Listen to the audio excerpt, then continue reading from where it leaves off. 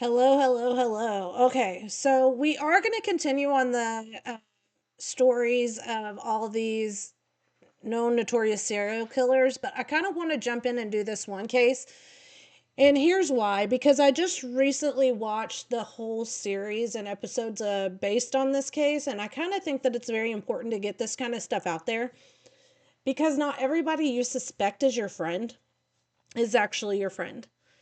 Now, this is the case in the murder of Skyler Neese. Skyler was a bright young girl who had the world at her feet, or so she thought. She had everything a young teenager could want. She had her best friend that they grew up through high school or through like elementary school all the way into their later years in high school. She was very shy. She only had like her best friend. Now, Rachel was a girl that was raised in a home that was basically Christianity, and you lived your life a certain way, and you didn't kind of you went to Sunday school. You went, you did the things that any child that is raised in a Christian home would do. Now, what her family didn't know at the time was that Rachel, Skyler, were always dabbling in things that they probably shouldn't have, but it was kind of kept quiet for a long period of time due to the fact that they were best friends. They would get into stuff that they probably really shouldn't have gotten into. Now, Skylar was born in Star City, West Virginia on July 6th. Or no, sorry. She was born on February 10th of 96. Now, she was just about to turn, or she just turned 15 years old, if I'm not mistaken. And on the night that she disappeared the night of July 6th at 2012. And this was around midnight that night, and she had to sneak out because she wasn't supposed to be leaving her home. But there was a surveillance camera that did capture a car, but they couldn't determine what color, what make, what model, and who she left with. So, as the morning approached and Skylar was reported missing by her parents. Now, you see, Skylar was the only child of her parents. And so they were like her, or she was like their light in their life, or in their life. And she basically was everything to them. Now, Rachel and Skylar, like I said, they grew up together. But soon there will be a third player in this game that I like to call life. And this player, once she comes in, she basically destroys everything. Now, I'm not saying she's the only one to blame. Her name is Sheila Eddy. Now, Sheila and Rachel become fast friends. And Skylar definitely sees a change in Rachel, but she's always been her best friend, so she sticks around and continues to be friends with her. Now, Sheila, she never really liked Skylar because Skylar was boring from what Sheila would say. She wouldn't do the things that them two would do. She wouldn't dabble in other things that were heavier kind of drugs. She didn't want to hang out at party houses. She didn't want to engage in um, sex activity. Now, as time went on, Sheila and Rachel kind of started pushing Skylar out. Slowly and surely, they would match and coordinate outfits without her. They would go to places and party without her. They would, um, say that they had certain things that they were doing that they knew that she wouldn't do. So eventually, Skylar basically felt isolated, left out, and this upset Skylar a lot. And she kind of started physically and verbalizing this. Now, there was becoming a lot of spats between Rachel, Skylar, and Sheila. But even though she was friends with Rachel first, Rachel became, I guess, I want to call kind of like a little puppet to Sheila. Sheila decided that since Skylar didn't like to do the things that they like to do, whether that be partying, drinking, drugs, or certain activities, adult activities, if you know what I mean, um, that she wasn't cool enough to hang out with them. So she always made Rachel ditch Skylar, or she made Rachel just not invite Skylar.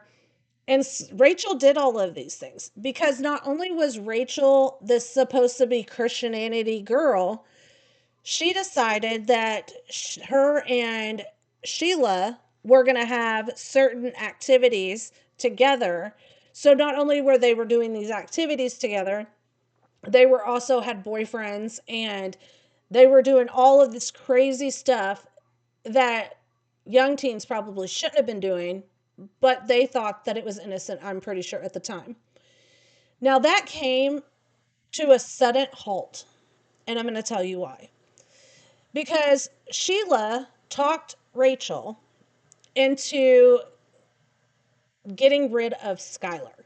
Now, Skylar, she said she didn't want to be friends with Skylar anymore because she was lame, she was boring, she was this, she was that. She was all the things that Sheila wasn't, and I think that that made Sheila jealous. Now, Rachel kind of went along with it because she didn't want anybody to find out what was really going on between Sheila and herself.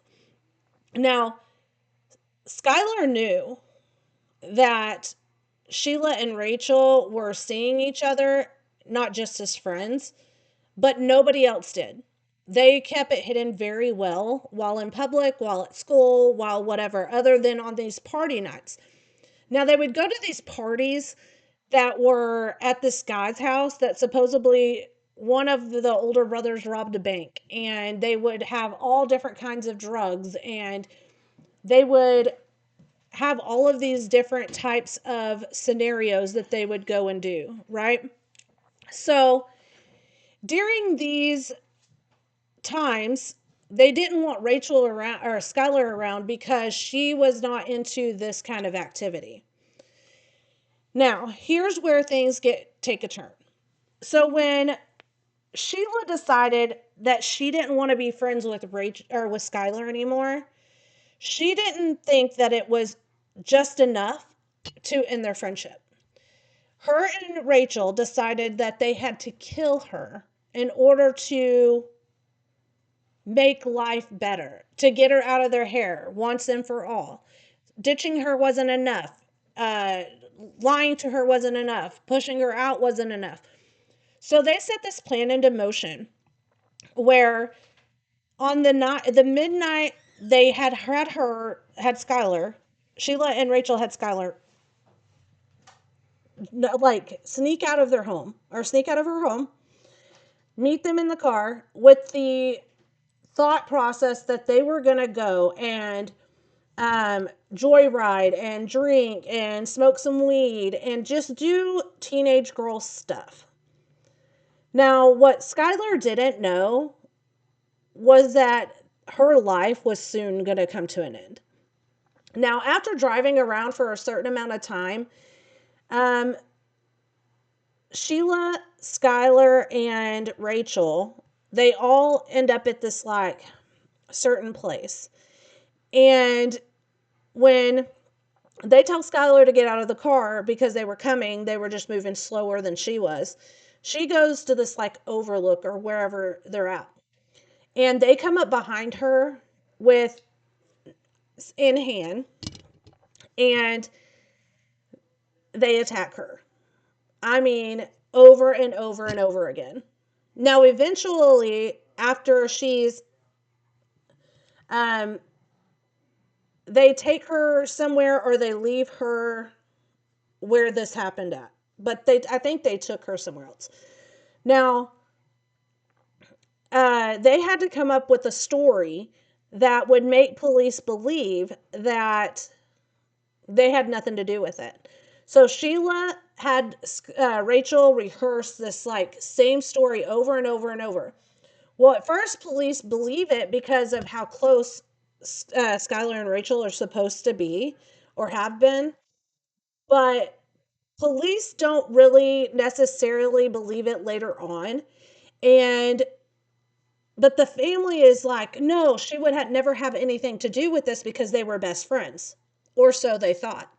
Now, Skylar didn't tell her family very much about the whole hostility stuff that was going on between her and Rachel, or how Sheila would start things and intentionally so that that way there would be a fight, an argument, or something where she would just walk away and leave. Now, Rachel um, would continuously lie and be deceitful, and this went on for months, and I'm talking months.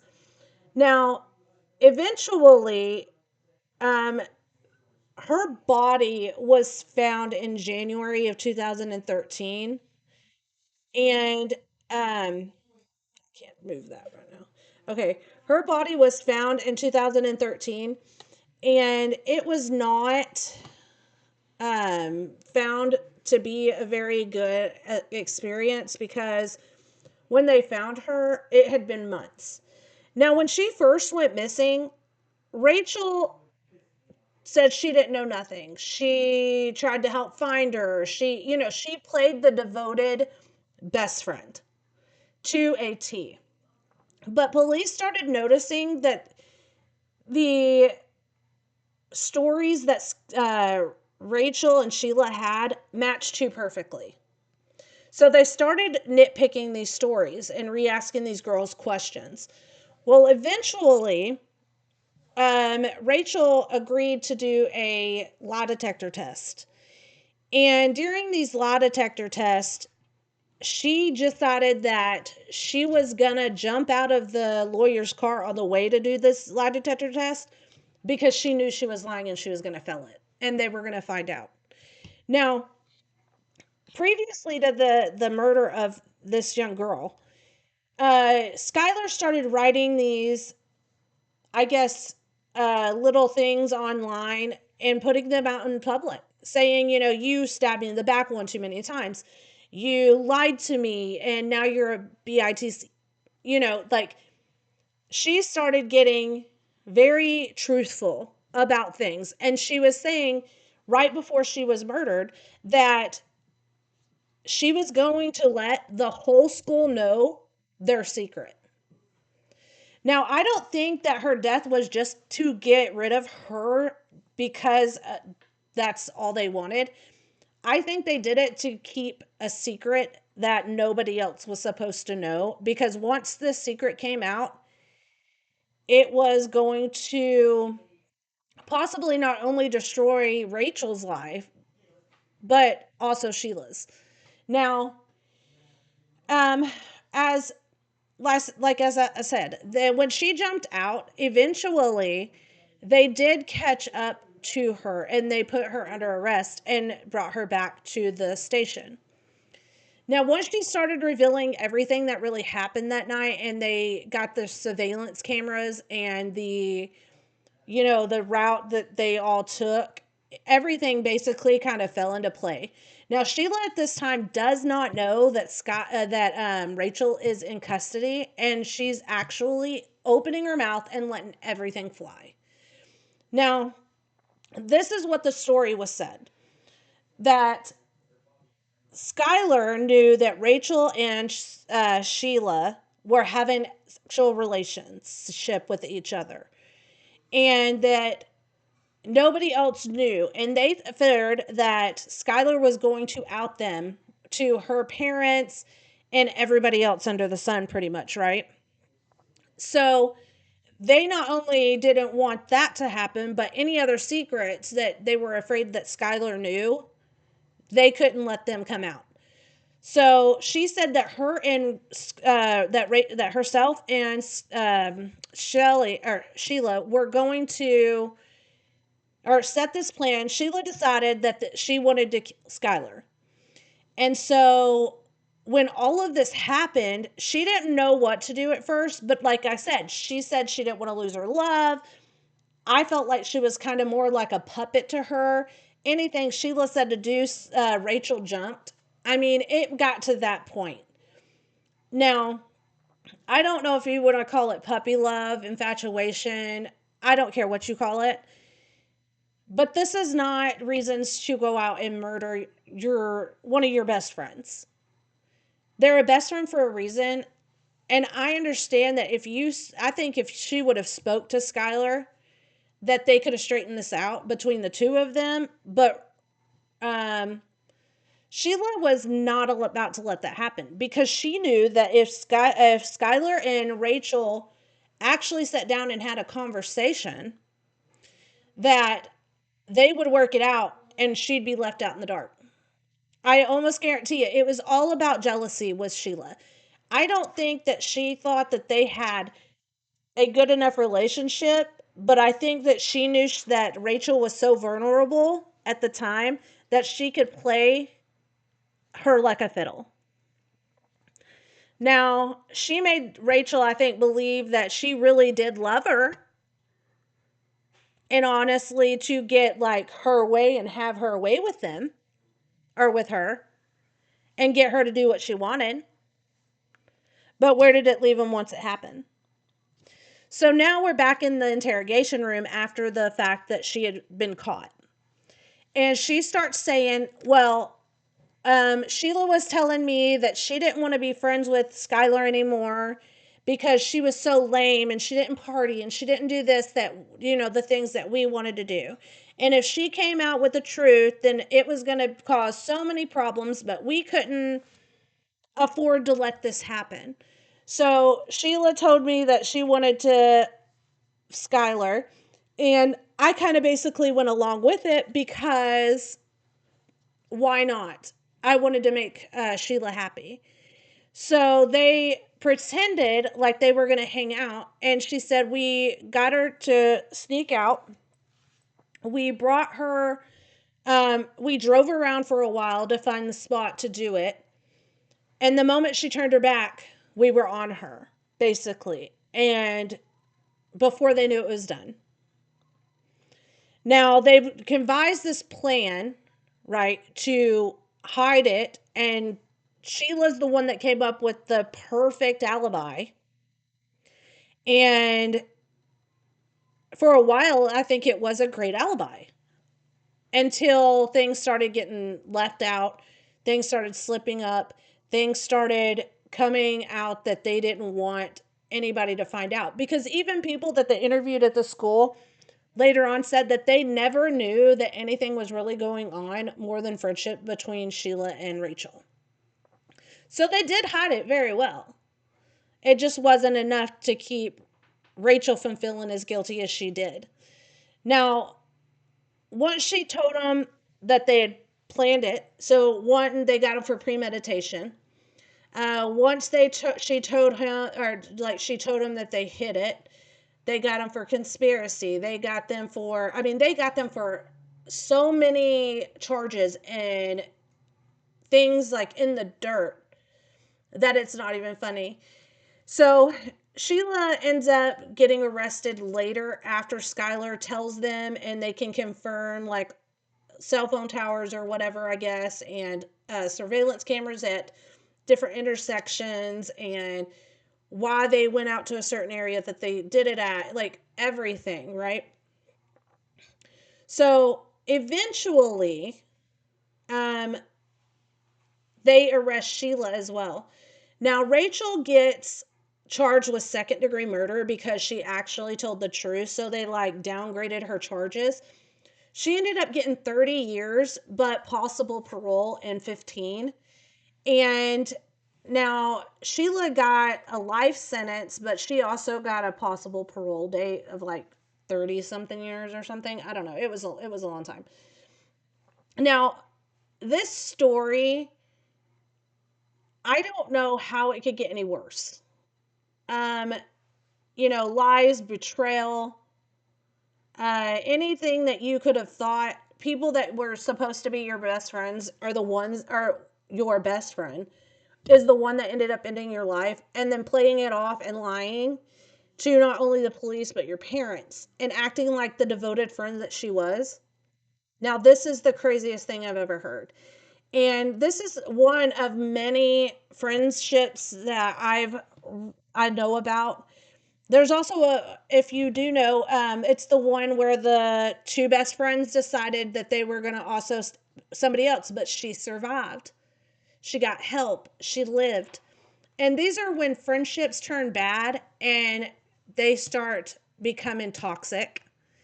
And I think Skylar knew that that's where it was going. Like, not that they were going to actually hurt, but that something wasn't right about Sheila. And I think she knew that. But I want to leave it there. If you want to know more about this, I will do more. Just leave me a like, comment, share. I want to get out there. Follow me for more stories like this because it will be getting better. And I hope that every one of you has a great night, but stay safe and always watch your back.